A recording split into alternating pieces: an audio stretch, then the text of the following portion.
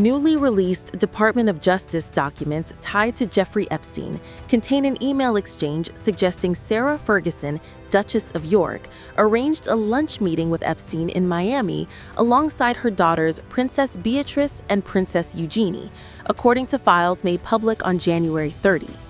The correspondence has reignited scrutiny around historic links between members of the British royal circle and the disgraced financier. In the July 27, 2009 email included in the Epstein document tranche, Ferguson allegedly asks, "What address shall we come to? It will be myself, Beatrice, and Eugenie," a message dated just 5 days after Epstein was released from prison, according to the Department of Justice records. At the time, Princess Beatrice was 20 and Princess Eugenie was 19. A follow-up email dated August 3, 2009 appears to reference the same meeting, with Ferguson thanking Epstein for what she described as kindness shown in front of her daughters, according to the released correspondence. The tone of the message has drawn renewed attention because it suggests a friendly interaction shortly after Epstein completed a 13-month sentence related to soliciting a minor.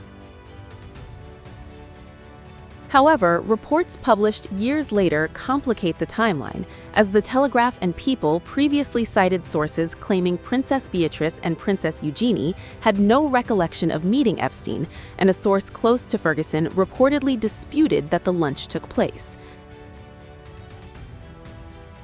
Those denials are now being revisited in light of the newly surfaced emails.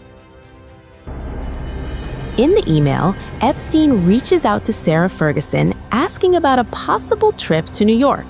Her response? She replies with, quote, "Not sure yet, just waiting for Eugenie to come back from a shagging weekend."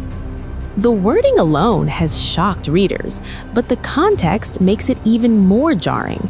At the time, Princess Eugenie was 19 years old, just 2 days shy of her 20th birthday. According to reports, Eugenie was spending time with her then-boyfriend, Jack Brooksbank, marking the occasion.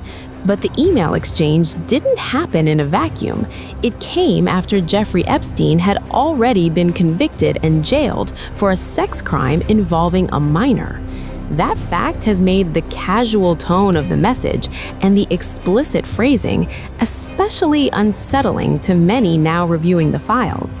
Additional reporting from the Daily Mail referenced a 2011 email in which Epstein allegedly told his lawyer that Ferguson had been among the first to celebrate his release, a claim that resurfaced after she apologized publicly for past associations, according to archived media coverage now circulating alongside the latest files.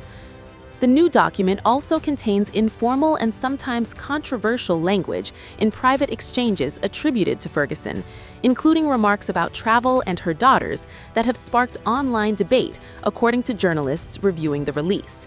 Legal analysts note that context and authenticity remain central questions as investigators and reporters continue examining the material. Both Ferguson and her former husband appear repeatedly across the broader Epstein archive, which has been unfolding in stages for years, and each new release tends to revive public examination of relationships, proximity, and social connections from that period, according to ongoing court document analysis. While representatives for Ferguson declined comment when contacted by People following the release, the renewed spotlight shows how the Epstein files continue to ripple through public life long after his death in custody in 2019. Each tranche adds fragments to a still evolving picture that historians, journalists, and the public are actively piecing together.